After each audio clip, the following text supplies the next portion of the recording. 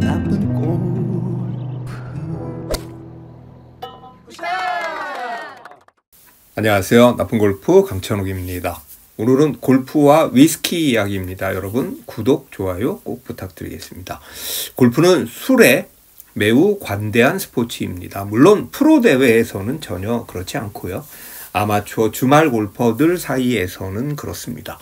예를 들면 다른 운동이 술을 마시고 거의 만취가 된 상태에서 플레이를 할 수는 없잖아요. 테니스나 축구 같은 경우를 생각해 보면요.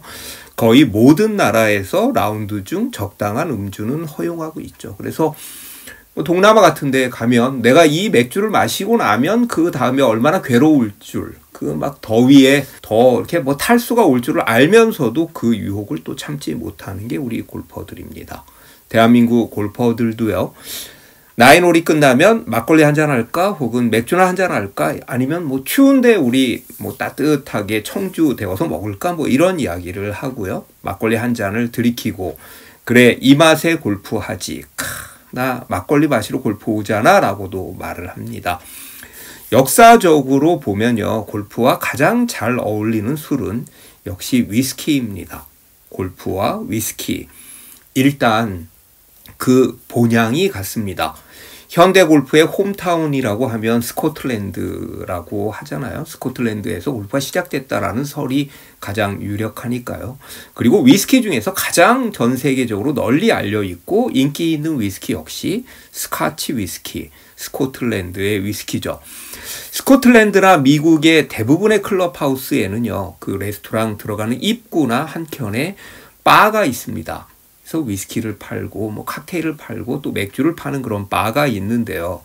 스코틀랜드의 골퍼들은 18홀을 마치고 19번 홀에서 그러니까 그냥 19번 홀이라고 칭하는 거죠. 19번 홀에서 위스키를 마시는 것이 하나의 풍습이 되었고 이것이 진정한 골퍼의 모습이라고 또 인식하기도 했습니다. 한국에서도요. 어느 위스키 광고에 배우 현빈이 나오고 19번 홀이라는 또 자막이 뜨고 라운드를 마치고 위스키를 즐기는 장면을 또 쓰기도 했었습니다. 골프의 홈코스라고 하는 세인트 앤드류스 골프 코스가 초창기 22홀에서 18홀로 정비가 되는데요. 그 이유가 위스키를 따르면 18잔이 나와서 한 홀에 한 잔씩 마실 수 있게 그렇게 18홀로 했다. 라는 꽤 낭만적인 그런 설도 있고요.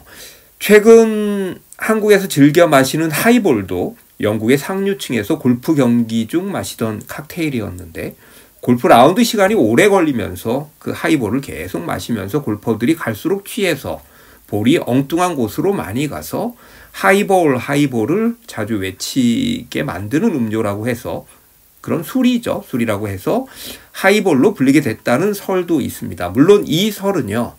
여러 가지 설 중에 하이볼의 어원에 대한 여러 가지 설 중에 아주 유력한 설은 아닙니다. 그렇지만 그 설이 있는 것은 사실입니다. 춥고 비바람이 불고 아주 척박한 스코틀랜드의 링크스 코스와 높은 알코올 도수로 조금만 마셔도 순식간에 몸을 뜨겁게 해주는 위스키는 정말 환상의 궁합, 정말 잘 어울리는 그런 조합이죠. 매서운 바닷바람을 이겨내려면 매홀 한 잔씩 마실 수밖에 없었다. 이건 마실 수밖에 없는 것이다 라는 또 그런 이야기를 많이 했고요. 저도 겨울 골프를 한참 즐길 때는요.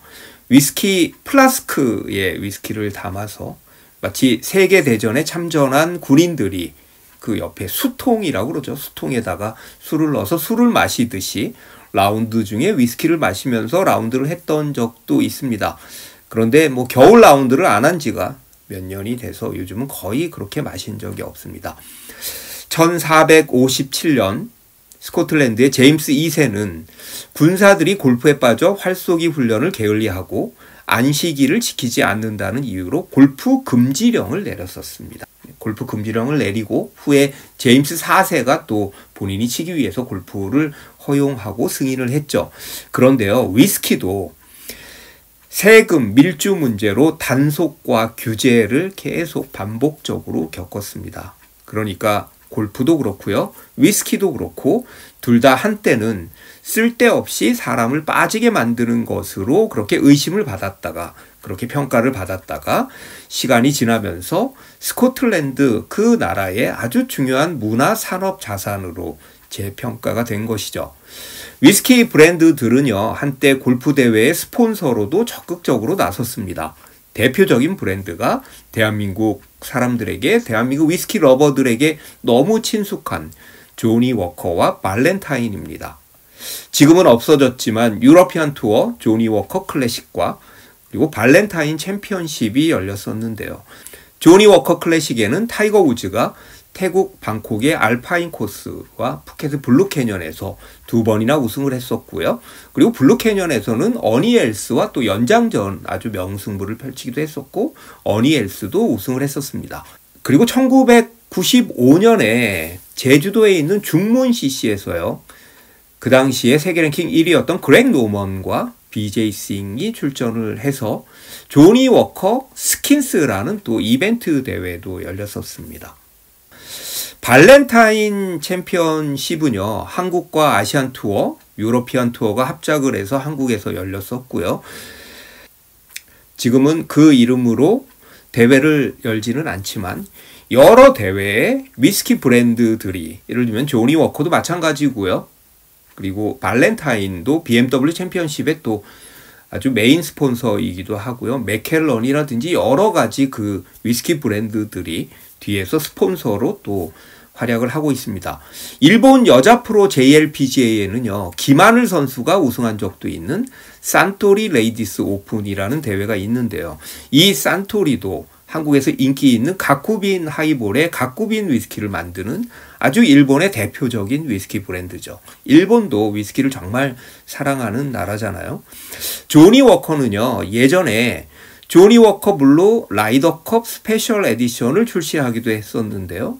역시 스코틀랜드의 콜린 몽고메리가 위스키를 들고 있습니다. 예전엔 프로 선수들도 음주 골프를 많이 했다라고 합니다. 정말 경기 중에도 몰래 마셨다라는 그런 썰들이 있는데요. 음주, 알코올 하면 역시 존 델리인데요. 많은 사람들이 증언하기를 존 델리는 술이 덜 깬 채 플레이를 했다고도 하고요. 그리고 존 델리의 정규 투어 커리어를 일찍 멈추게 한 것은 바로 술 때문이다라는 말을 했습니다. 치료를 받기도 했었죠.